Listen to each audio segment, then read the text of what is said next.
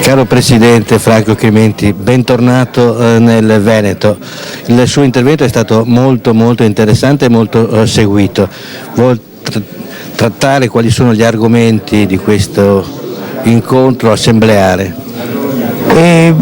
Innanzitutto questo tesseramento libero, che è stata un'innovazione che abbiamo voluto e che hanno voluto con me tutti i presidenti italiani, quasi tutti, ci ha portato a grandi risultati. Abbiamo un incremento praticamente del 10% rispetto all'anno scorso, è un incremento dei tesserati che ci riconosce anche il CONI, straordinario. E poi la partenza finalmente di questi campi pubblici, uno a Roma, 2 a Torino e 1 a Grosseto, che è un'innovazione che si attendeva da 100 anni. Noi sappiamo che lei guarda con occhio benevolo sempre al golf veneto, non soltanto per il numero di praticanti ma proprio per come viene svolta questa attività golfistica. Il Veneto rappresenta una regione a cui guardano tutti gli italiani con grande attenzione, perché la produttività del Veneto e degli abitanti del Veneto ormai fa parte della storia del nostro paese. E anzi, io guardo veramente con grande ammirazione una regione così, che anche nel golf fa benissimo, per cui non potevo che essere sensibile a questa cosa e venire qui con l'entusiasmo di sempre. Ricordiamo che l'incremento è stato quest'anno ben del 10% nel nostro territorio del Veneto, ma parliamo ancora maggiore nel Triveneto. Ecco, la federazione intende proseguire in questo discorso il tesseramento libero?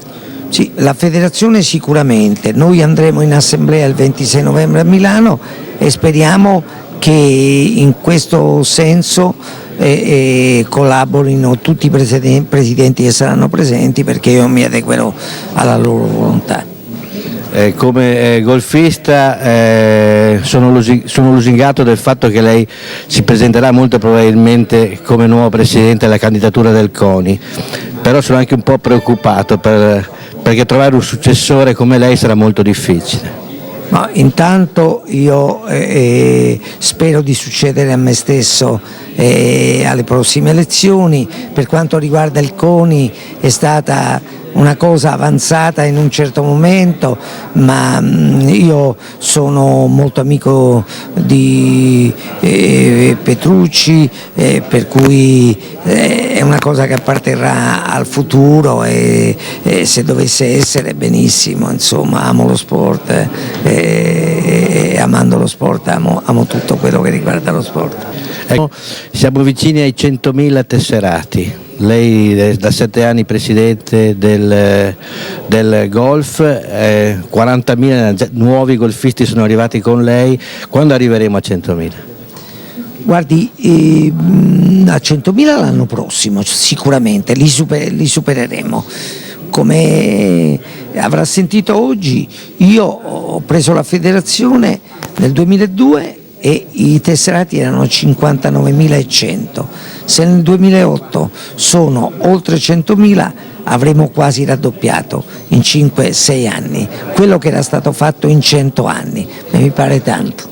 Un'ultima cosa, nel suo intervento non ha nascosto il fatto che a questo progresso del golf a livello popolare invece non c'è nessun progresso, anzi un certo decadimento dei risultati. Sì, è vero, ma abbiamo avuto un campione come Rocca.